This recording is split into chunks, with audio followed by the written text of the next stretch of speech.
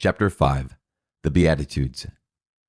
Seeing the crowds, he went up on the mountain, and when he sat down, his disciples came to him. And he opened his mouth and taught them, saying, Blessed are the poor in spirit, for theirs is the kingdom of heaven. Blessed are those who mourn, for they shall be comforted. Blessed are the meek, for they shall inherit the earth. Blessed are those who hunger and thirst for righteousness, for they shall be satisfied. Blessed are the merciful, for they shall obtain mercy. Blessed are the pure in heart, for they shall see God. Blessed are the peacemakers, for they shall be called sons of God.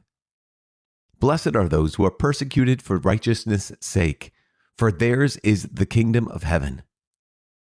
Blessed are you, when men revile you, and persecute you, and utter all kinds of evil against you falsely on my account. Rejoice and be glad, for your reward is great in heaven. For so men persecuted the prophets who were before you. Salt and light. You are the salt of the earth.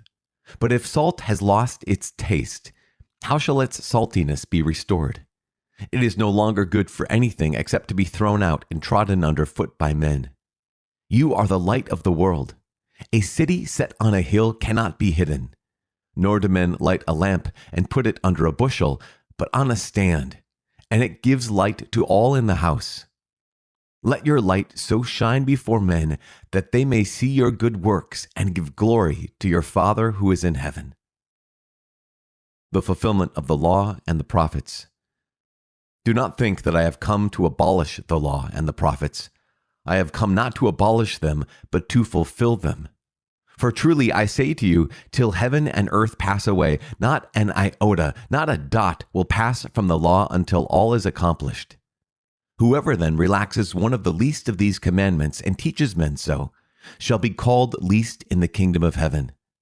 But he who does them and teaches them shall be called great in the kingdom of heaven.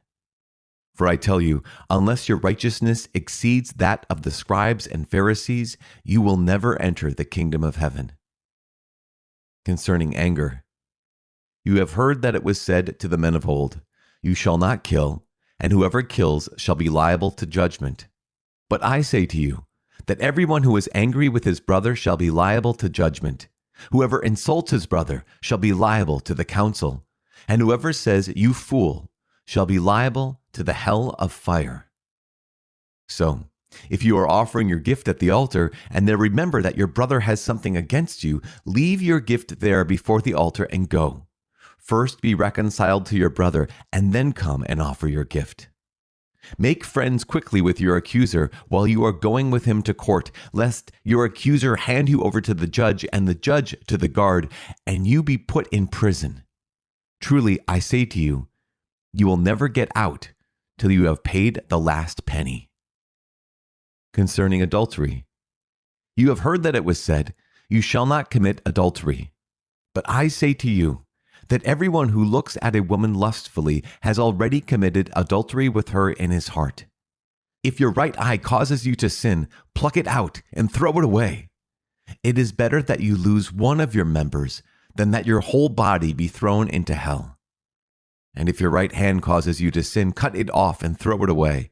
It is better that you lose one of your members than that your whole body go into hell. Concerning divorce. It was also said, Whoever divorces his wife, let him give her a certificate of divorce. But I say to you, that everyone who divorces his wife except on the ground of unchastity makes her an adulteress, and whoever marries a divorced woman commits adultery. Concerning swearing oaths. Again, you have heard that it was said to the men of old, You shall not swear falsely, but shall perform to the Lord what you have sworn. But I say to you, do not swear at all, either by heaven, for it is the throne of God, or by the earth, for it is his footstool, or by Jerusalem, for it is the city of the great king. And do not swear by your head, for you cannot make one hair white or black. Let what you say be simply yes or no. Anything more than this comes from the evil one. Concerning retaliation. You have heard that it was said, an eye for an eye, and a tooth for a tooth. But I say to you, do not resist one who is evil. But if anyone strikes you on the right cheek, turn to him the other also. And if anyone would sue you and take your coat, let him have your cloak as well. And if anyone forces you to go 1 mile, go with him 2 miles. Give to him who begs from you, and do not refuse him who would borrow from you. Love for enemies. You have heard that it was said, you shall love your neighbor and hate your enemy. But I say to you, love your enemies, and pray for those who persecute you, so that you may be sons of your Father who is in heaven, for he makes his sun rise on the evil and on the good, and sends rain on the just and on the unjust. For if you love those who love you, what reward have you? Do not even the tax collectors do the same? And if you salute only your brethren, what more are you doing than others? Do not even the Gentiles do the same? You, therefore, must be perfect, as your heavenly Father is perfect.